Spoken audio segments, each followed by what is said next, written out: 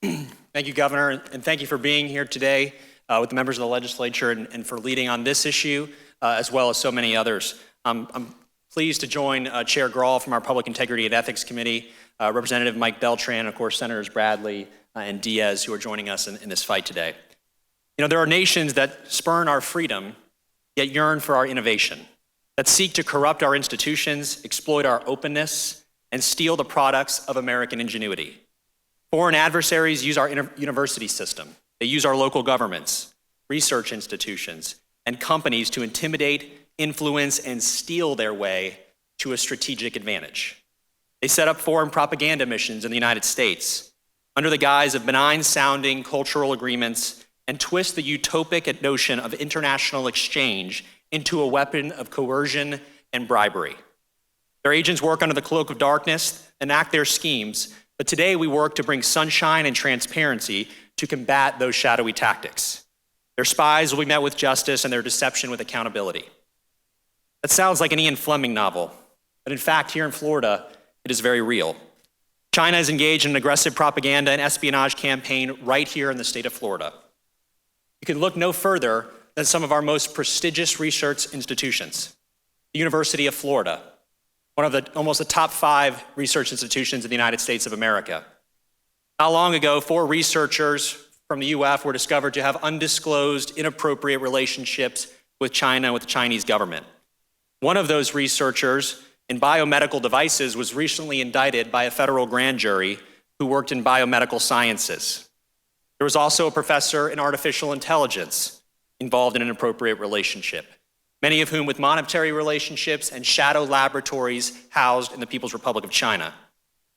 While researchers at the University of Florida were looking into those individuals, their computers were cyber attacked and crashed.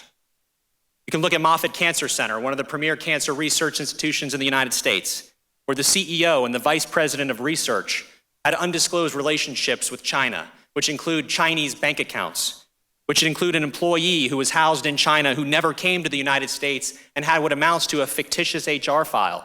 That money was then had to be sent back to the state of Florida as a refund.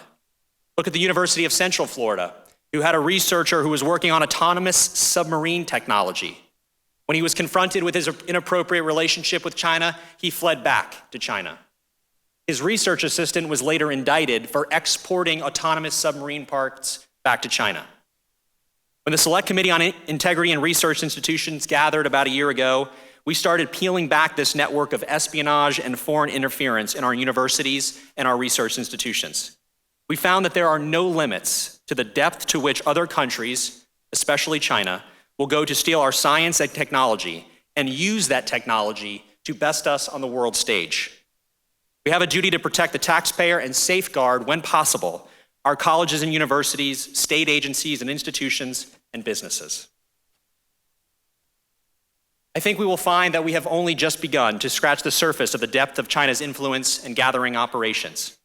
We're fortunate to have a governor who understands what it will take, both the legislature and the executive branch, to combat the widespread and incredibly sophisticated campaign that China and other foreign nations are engaged in when it comes to undue influence and espionage.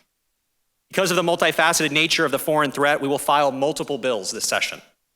First, we will have the proposed committee bill out of the Public Integrity and Elections Committee by Chair Grawl, and a companion by Senator Diaz that forces disclosure of foreign donations and grants in higher education, state agencies, and local governments.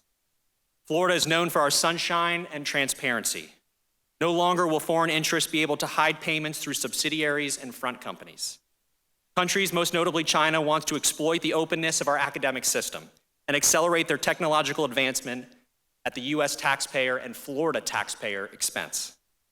Last session, we began to strengthen transparency and disclosure of foreign influence and conflicts to protect our research integrity.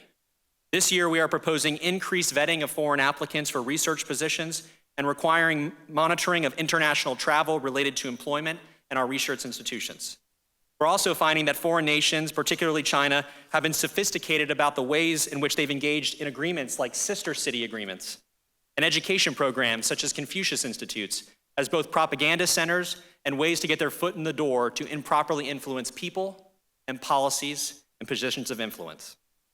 The committee bill will forbid government-financed agreements intended to promote the language and culture of foreign adversaries such as Syria, Iran, North Korea, China, the Maduro-backed regime in Venezuela, Cuba, and Russia.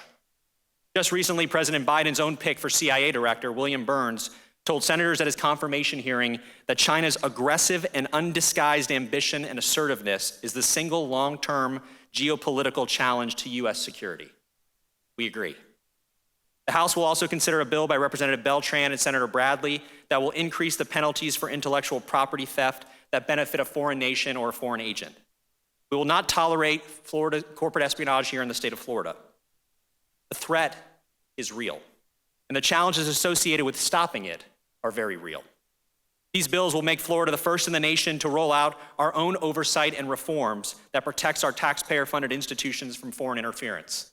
Perhaps it was Senator Marco Rubio who said it best just a week or so ago when he testified in Chair Grall's committee, when he said the burden of oversight and accountability rests in our states.